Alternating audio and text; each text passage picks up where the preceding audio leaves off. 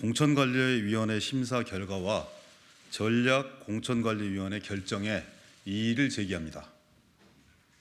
지난해 3월 당무위원회는 이재명 대표와 저 그리고 이수진 의원에 대한 기소가 정치 탄압이라고 결론 내렸습니다.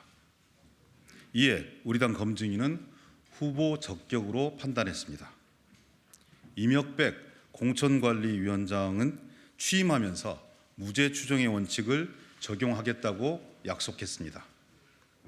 그러나 당의 결정과 약속은 무시되었습니다.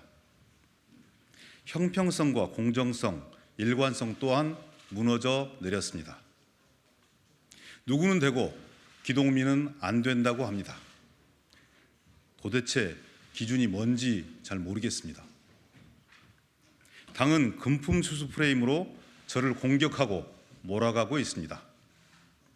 저는 공관위 회의에서 증거 자료를 통해 이 일이 결코 금품 수수가 아님을 제대로 소명했습니다.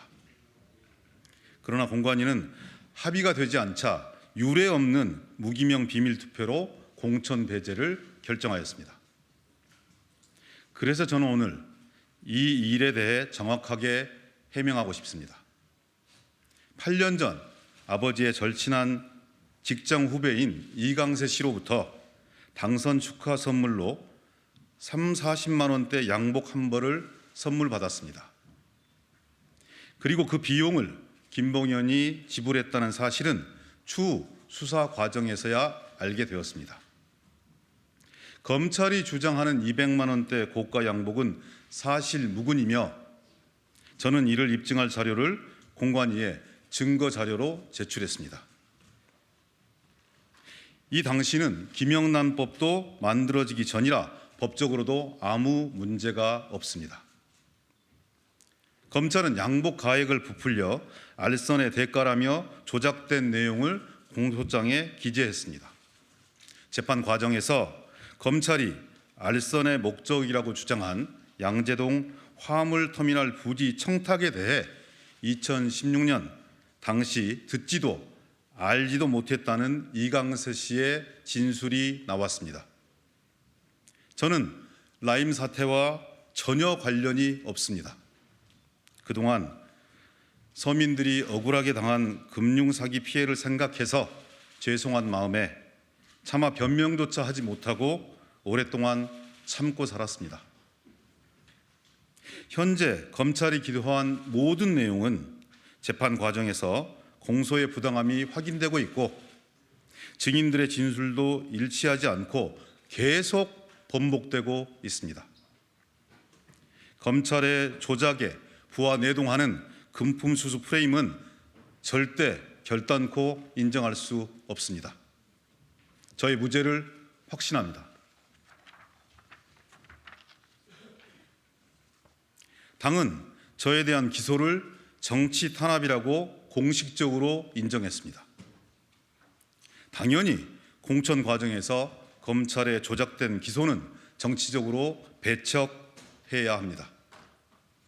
그러나 이제 와서 당이 진실보다는 검찰과 같은 잣대로 저를 공격하고 있습니다.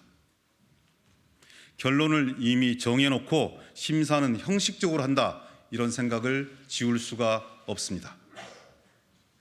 민주적인 절차와 충분한 합의를 통해 제 거취가 결정될 것으로 기대했었지만 민주적인 절차는 어디에도 없었고 무기명 비밀 투표로 대체되었습니다. 당은 다시 정상적이고 합리적인 과정을 통해 공정성과 형평성, 일관성을 지켜주십시오. 제가 공천에서 배제될 근거는 전혀 없습니다. 이제라도 민주당의 시스템 공천이 살아있음을 보여주시기 바랍니다.